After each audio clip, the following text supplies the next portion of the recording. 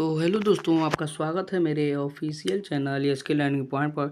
तो दोस्तों, आज है 11 मार्च और 11 मार्च को हमारा पेपर है कक्षा 10th का सामाजिक विज्ञान, जिसका कोड है 825 CQ। आज हम लोग इसके संपूर्ण हल करने वाले हैं। तो चलिए दोस्तों, शुरू करते हैं वीडियो को। देखिए, ये हमारा इंट्रोडक्शन दिया था। अब देखिए पहला क्वेश्चन हमें दिया था, जब फ्रांस सीखता है तो बाकी यूरोप को सर्दी जुकाम हो जाता है। यह कथन किसने कहा था? तो हमारा ऑप्शन ए सही हो जाएगा। किसने कहा था? तो मैटरनिक ने कहा था। जो मैटरनिक था उसी ने कहा था कि जब फ्रांस छींकता है तो बाकी जो यूरोप बचे हैं सबको क्या हो जाता है? सर्दी जुकाम हो जाता है। ठीक है।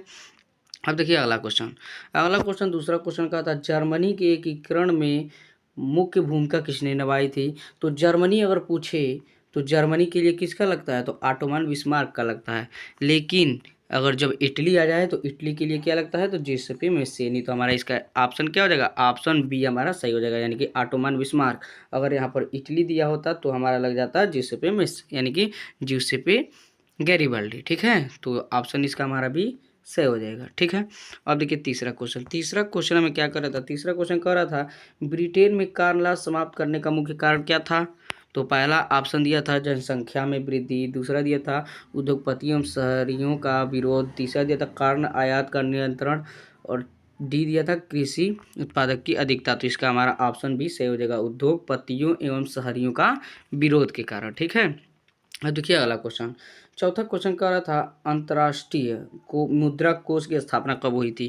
तो पहला ऑप्शन दिया था 1940, दूसरा दिया था 1942, तीसरा दिया था 1943 और चौथा दिया था 1944। तो हमारा इसका ऑप्शन डी सही हो जाएगा, 1944।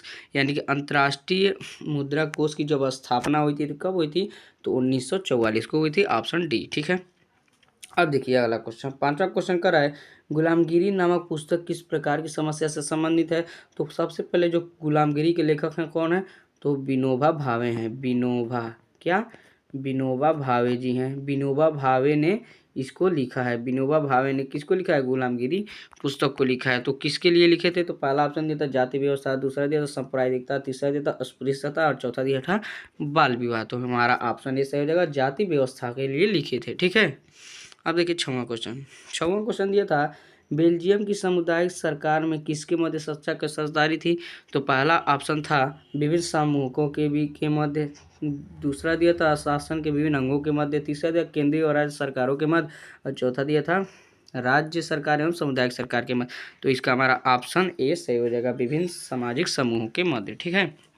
अब देखिए अगला सातवां क्वेश्चन दिया था, महिला आरक्षण अधिनियम 2023 में 33% आरक्षण महिलाओं को निम्नलिखित में से किस संस्था को दिया गया है? तो इसका हमारा ऑप्शन पहला दिया था लोकसभा, दूसरा दिया था विधानसभा, तीसरा दिया था दिल्ली विधानसभा और डी दिया था उपयुक्त सभी। तो इसका हमारा ऑप्शन क्या हो जाएगा?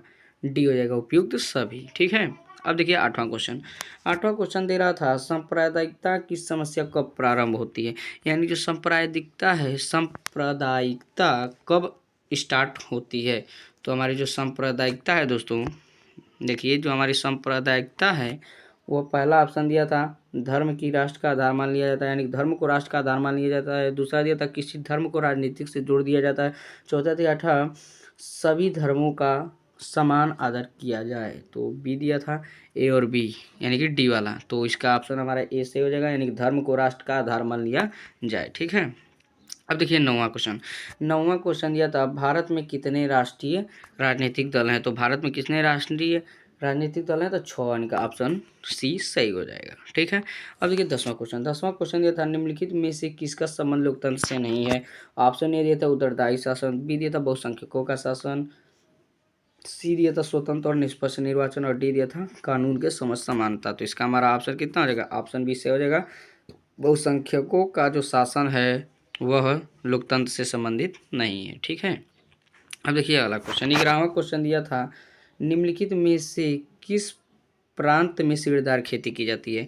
तो दोस्तों हमें इसमें बताना था कि कौन सा प्रांत यानी कि राज्य है जिसमें सीढ़ीदार खेती की जाती है। पहला दिया था पंजाब, दूसरा दिया था हरियाणा, तीसरा दिया था उत्तर प्रदेश का मैदान, और डी दिया था क्या? उत्तराखंड। तो इसका हमारा ऑप्शन क्या हो जाएगा? ऑप्शन डी हो जाएगा, उत्तराखंड में सीढ़ीदार या सुपानी खेती की जाती है। ठीक है। अब देखिए 12वां क्वेश्चन दिया था, भारतीय वन्य जीव अधिनियम किस वर्ष लागू किया गया था? तो 1972। ऑप्शन बी सही हो जाएगा। ठीक है, ये थोड़ा ब्लर है, आप लोग देख लीजिएगा, अपने पेपर से मिला लीजिएगा। ठीक है, अब देखिए अगला क्वेश्चन, यानी कि ऑप्शन इसका हमारा क्या हो जाएगा? बी हो जाएगा 1972। ठीक है, अब देखिए 13वां क्वेश्चन। 13वां क्वेश्चन दिया था, झारखंड में स्थित कोडरमा।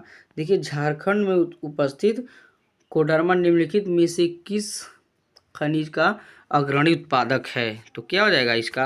पहला दिया था बक्साइट, दूसरा दिया था कोयला, तीसरा दिया था लोयस का, चौथा दिया था अभ्रक। तो जो कोडरमा है झारखंड का, वो किसके लिए उपलब्ध है? यानी कि अभ्रक के लिए। तो हमारा ऑप्शन डी सही हो जाएगा, अभ्रक के लिए प्रसिद्ध है। ठीक है, अब देखिए 14वां क्वेश्चन दिया था, काली मिट्टी में मुख्य रूप से कौन सी फसल उगाई जाती है? तो क्या? कपास। ऑप्शन सी सही हो जाएगा। ठीक है, अब देखिए डी क्वेश्चन, यानी कि 15वां क्वेश्चन। 15वां क्वेश्चन दिया था, निम्नलिखित में से कौन सा राज्य हजीरा, विजयपुर, जगदीशपुर पाइपलाइन से नहीं जुड़ा है? पहला दिया था मध्य प्रदेश, दूसरा दिया था गुजरात, तीसरा दिया था महाराष्ट्र और चौथा दिया था उत्तर प्रदेश। तो इसका हमारा ऑप्शन क्या हो जाएगा? ऑप्शन सी, जो महाराष्ट्र है वह हजीरा, विजयपुर और जगदीशपुर पाइपलाइन से नहीं जुड़ा है। ठीक है, महाराष्ट्र हो जाएगा।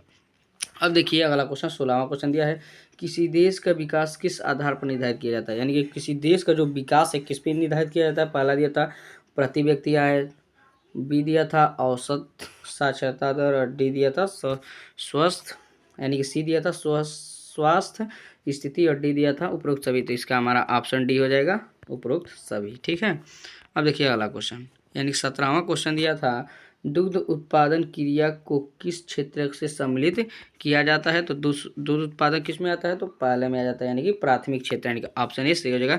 जो प्राथमिक क्षेत्र है उसमें दूध उत्पादन, यानी कि दूध का उत्पादन आता है। ठीक है, अब देखिए अब था 18वां क्वेश्चन दिया था, निम्नलिखित में से कौन सा ऋण के औपचारिक स्रोत नहीं है? पहला दिया था बैंक, दूसरा दिया था साहूकार, तीसरा दिया था नियोक्ता, चौथा क्या दिया था? व्यवसाय।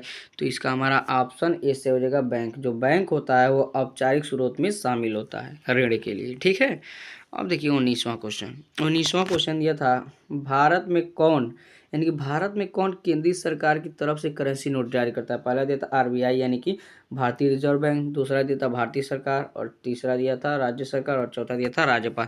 तो दोस्तों जो भारत में केंद्रीय सरकार की तरफ से करेंसी यानी कि नोट जो जारी करता है वो कौन करता है? तो आरबीआई। आरबीआई कौन? आरबीआई। ठीक है, भारतीय reserve bank, reserve bank of India इसका फुल फॉर्म होता है, रिजर्व बैंक ऑफ इंडिया, लेकिन उसको हिंदी में क्या कहते हैं? भारतीय रिजर्व बैंक, यानी कि ऑप्शन ए सही हो जाएगा। ठीक है, अब देखिए 20वां क्वेश्चन। 20वां क्वेश्चन दिया था, विश्व के देशों में बहुराष्ट्रीय कंपनियों द्वारा निवेश का सबसे अधिक तरीका है, सबसे अधिक सामान्य तरीका क्या है? पहला दिया था नई कंपनियों की स्थापना, दूसरा दिया था स्थानीय कंपनियों को खरीद लेना, सी दिया था स्थानीय कंपनियों से साझेदारी करना, डी दिया था क्रिया विकासशील देशों पर कब्जा कर लेना। तो इसका हमारा ऑप्शन बी सही हो जाएगा, यानी कि स्थानीय कंपनियों को खरीद लेना। ठीक है, अब देखिए ये हमारे इंग्लिश में दिए थे एक क्वेश्चन। अब उसके बाद हमारे क्या, हमारे क्वेश्चन आते हैं पार्ट बी में लिखने वाले। ठीक है, तो ये हमारे क्वेश्चन दिए थे। आशा करता हूँ आप लोग का एकदम अच्छे से पेपर गया होगा। तो जय हिंद। अब देखिए हमारा जो मानचित्र संबंधी दिया था, मानचित्र में दिया था, पहला दिया था वह स्थान जहाँ 1929 में भारतीय राष्ट्रीय का अधिवेशन होता, कहाँ हुआ था? लाहौर में हुआ था। कहाँ? लाहौर में हुआ था। कहाँ? लाहौर, यानी कि पाकिस्तान में हुआ था। दूसरा दिया था, दूसरा देखिए दिया था वह स्थान जहाँ सविनय आंदोलन हुआ था, कहाँ हुआ था? गुजरात में हुआ था। कहाँ? गुजरात में हुआ था। ठीक है, ऑप्शन तीसरा दिया था वह जनपद जहाँ जलियांवाला कांड हुआ था, कहाँ हुआ था? अमृतसर, यानी कि पंजाब में हुआ था। अब देखिए चौथा दिया था वह स्थान जहाँ गांधी जी ने नमक कानून तोड़ा, तो कहाँ हुआ था? तो डांडी में तोड़े थे। कहाँ? डांडी में। अब देखिए भी वाला क्वेश्चन ये था, वह जनपद जहाँ चौरी चौरा घटना घटी तो कहाँ हुआ था? तो ये हमारा गोरखपुर में हुआ था। कहाँ? गोरखपुर जनपद में हुआ था। ठीक है, अब ये हमारा क्वेश्चन था, ये दृष्टिबाधित के लिए था और ये दिया था हमें बी, यानी कि 9th का बी। ये हमें दिया था, भारत के किस रेल में प्रखंड के मुख्यालय को चिन्ह द्वारा दर्शाइए? दामोदर नदी कहाँ है? पश्चिम बंगाल का कोयला, जो पश्चिम बंगाल का कोयला क्षेत्र है उसको हमें दर्शाना था। और उसमें दिया था भारत के पश्चिम तट पर पत्तन यानी कि बंदरगाह को दर्शाना था। भारत का सूती उद्योग का केंद्र हमें दर्शाना था इस चिन्ह से। तो आशा करता हूँ आप लोग एकदम अच्छे से दर्शाए होंगे। तो जय हिंद दोस्तों, मिलते हैं अगले वीडियो में। आप लोग मिला लीजिएगा आप लोग कितना सही है और कमेंट कीजिएगा कि आप लोग का 20 में कितना सही है और मानचित्र वाला भी। ठीक है, तो जय हिंद, मिलते हैं अगले वीडियो में।